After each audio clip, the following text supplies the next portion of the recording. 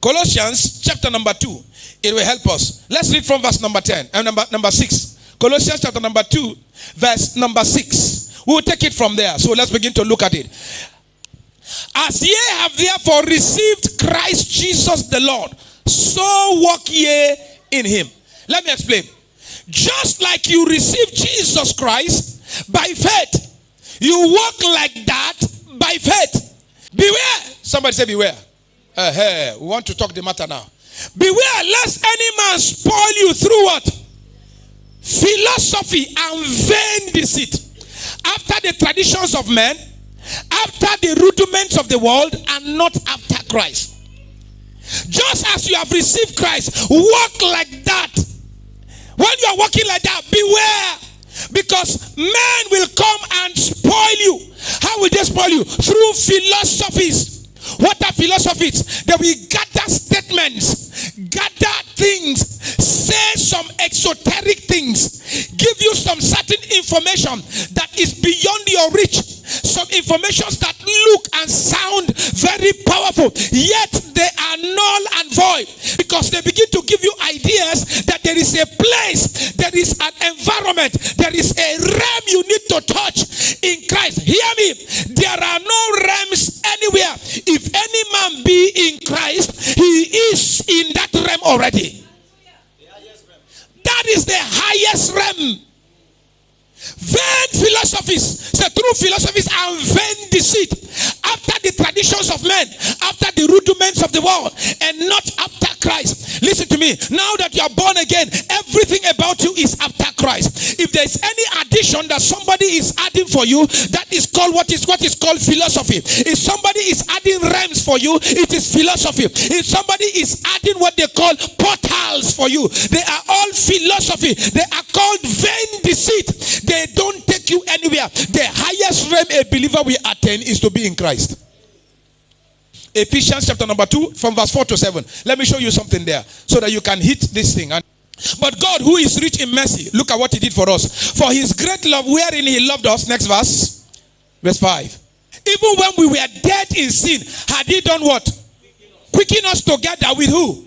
With Christ. By grace ye are what? Saved. Next verse. Verse number 6. You will understand this. And had raised us up where? Together, and has made us sit with who? Together in where? Heavenly places in where? In Christ. Did you hear any other realm after that? The day you got born again, the Bible speaking said God raised you up, and he raised you up together with Christ and made you sit together with Christ. Watch this. If there is any other realm you need to attend after this realm, it has to be a place where there is no Christ, because we are together with Christ. And if you are together with Christ, Christ is at the highest realm. Am I talking to somebody here?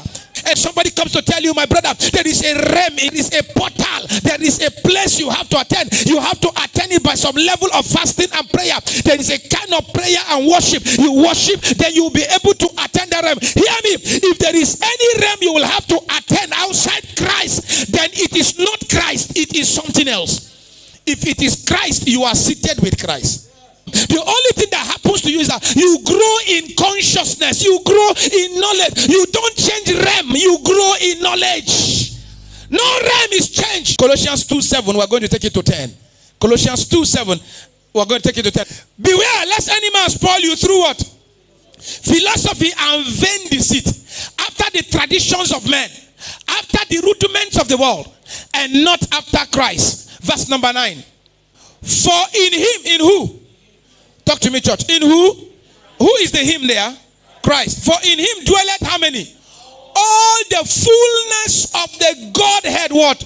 Bodily in Christ. That means everything that has to do with the fullness of what God is. So including the realm somebody is talking about, including the portals where they say God stays, including the heavenlies where God stays. The Bible says in Christ dwelleth all the fullness. The fullness that is the pleroma, the completeness, nothing missing out of the Godhead. All of them dwell in Christ bodily. Am I in church here now? And if they are in Christ bodily, verse number 10, look at what number 10 tells us. Verse number 10. All of them dwell in Christ bodily. And ye are where? Church is not catching this thing. And ye are where? Ye are complete in him which is the head of all principalities and power. You are not half in him. You are not quarter in him. You are complete in him. Complete means complete. To be complete is to be complete.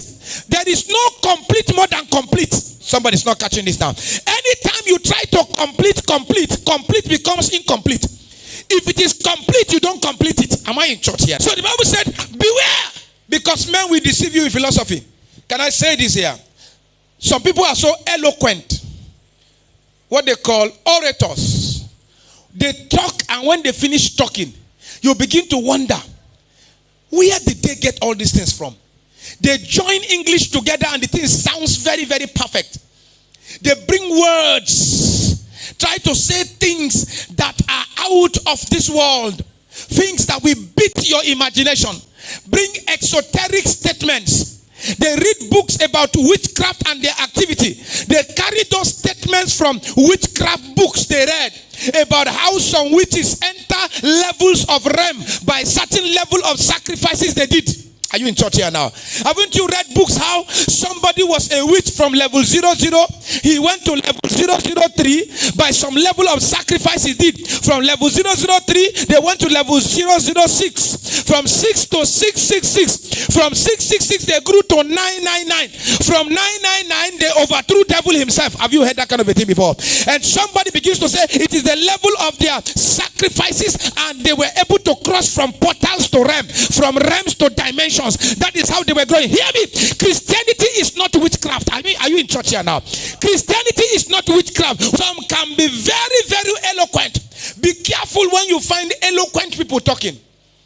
That's how when you meet eloquent politicians, they messed up. They will still come back and talk eloquently. And then you will still go and vote again. Now talk. 2 Corinthians chapter number 11 verse number 3. Look at what Paul was speaking. He said, but I fear, lest by any means, as what? As what? As the serpent did what?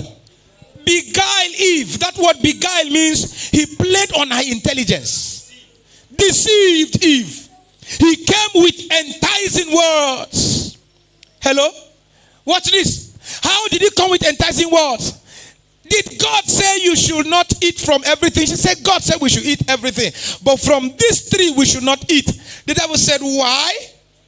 He said, because the day we eat, we will die. Look at the enticing words. You will not actually die, but there is a realm you will enter.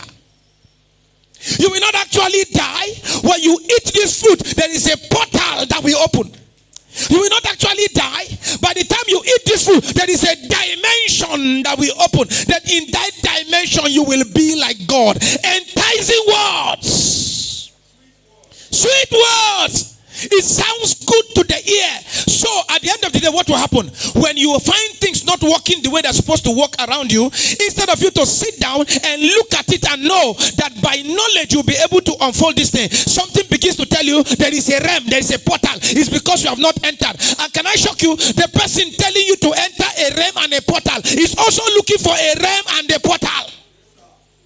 But he behaves like he has entered the realm. He behaves because as he's talking, you're feeling that this man must have entered that realm. Hear me. The Bible said, lest any by any means, as the serpent beguiled Eve through his subtlety, skill, good oratory power, capacity to talk and put people sitting down listening to you. Skill.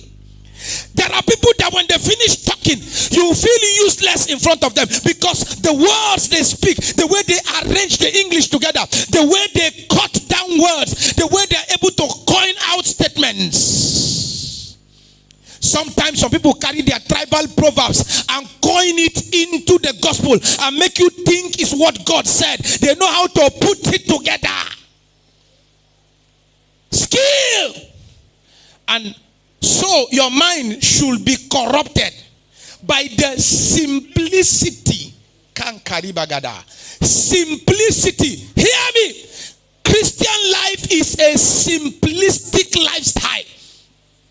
There is nothing difficult about it. Jesus said, my yoke is easy and my burden is light.